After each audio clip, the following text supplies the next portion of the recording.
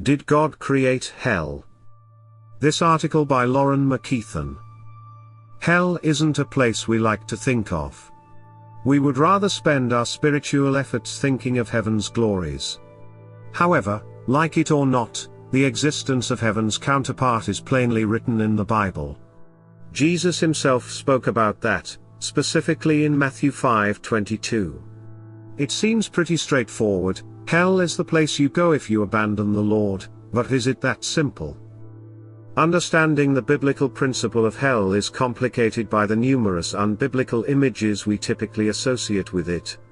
We imagine hell as cavernous and dark, one with flames erupting all around you as the red-horned devil roams freely with his pitchfork and serpentine tail swinging back and forth. These images populate comic books, horror movies, and TV shows, but they don't convey biblical reality. Hell has no life. The Bible uses all kinds of images when trying to describe hell. Hell is never pictured in one way. Instead, it's pictured as a place of eternal torment, a lake of fire, or a place of punishment. These images are frightening and graphic. However, they're just that, images. The Bible uses these images to describe a spiritual reality that lacks life. Although hell is envisioned as a place, this place is understood as the antithesis of eternal life. One can't exist outside of God's gracious presence and love. Therefore, the Bible mainly describes hell as a place of death. We see this in verses like Romans 6:23, where Paul writes that the wages of sin are death, but God's gift is life. Paul contrasts the everlasting state of life with the eternal state of death. However, it's interesting that Paul doesn't suggest that sin's wages are eternal punishment. The consequence of sin is torment, not death, which is consistent with Jesus' words in Matthew 10:28. In this verse, Jesus warns people to be scared of the one who can destroy both soul and body in hell. Hell equals destruction, meaning one doesn't physically die, but they also die spiritually. This is consistent with how the Old Testament describes God's punishment of the wicked. Throughout the Old Testament, condemning the wicked happens via destruction, not eternal punishment. For example, Psalm 37 tells us not to worry about evil people or be jealous of people who do wrong because, like the grass, they'll soon wither away. We could also think about the episode where the ground swallows up Dathan and Abiram after opposing Moses and Aaron's authority, as detailed in Numbers 26:9-10. These passages don't suggest that the wicked live in the depths of the earth forever, surrounded by fires.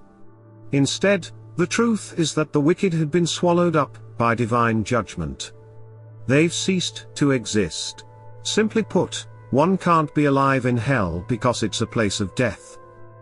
Hell is an illustration of destruction, not torment. This brings us to a critical question: if hell is best understood as eternal death, why does the Bible typically use pictures of fire to describe this eternal state? For example, Jesus' story of the rich man and Lazarus seems to suggest that hell is a place where one is surrounded by endless flames, as detailed in Luke 16:24. If hell is a place of death and devastation, then why all the fire? We must never forget that the Bible describes spiritual truths by using metaphors, images, and words common to the first-century world. Jesus builds his parables around recognizable situations and stories. Today, as we're separated from the biblical world by several millennia, these references aren't always recognizable. The illustration of hell is one of these instances.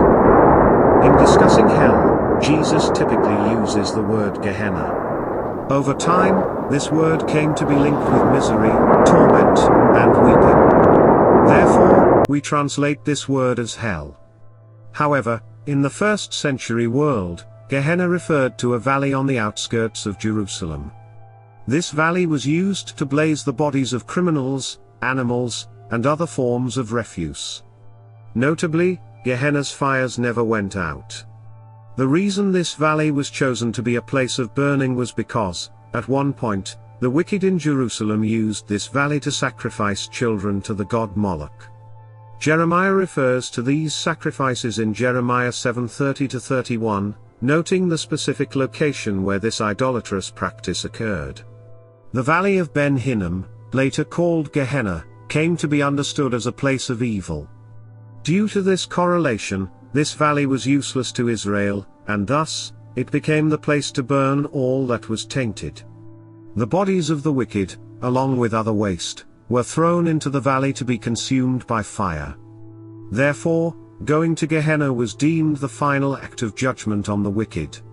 This is the illustration that Jesus uses when he illustrates hell. He never intended to refer to a physical place of endless torture but to a place where the wicked are consumed in fire. Jesus never taught that evil people live on a spiritual trash pile for eternity. Instead, they're consumed. Therefore, Gehenna isn't a place where the sinful feel the heat of tortuous flames. Those who suffer the outcome of sin are accordingly judged and consumed in judgment's fire. Did God create hell? In one respect, we can answer this question affirmatively. Did God create hell? Yes, Gehenna is a physical place, and Jesus points to a particular location as an illustration and image of hell. However, in another respect, Gehenna is created by humanity's sinfulness.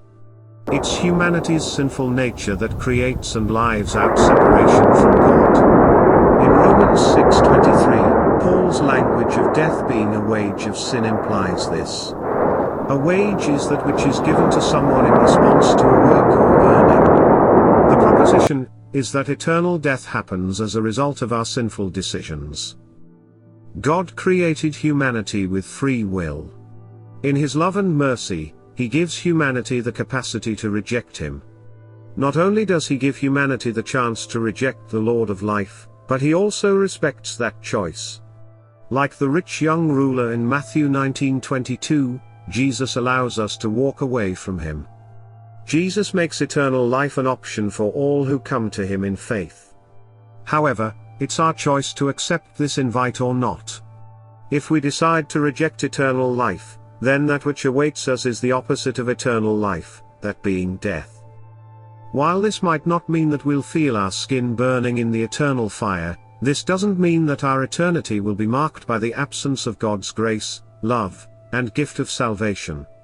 If that's the case, how can we not call this anything else but hell?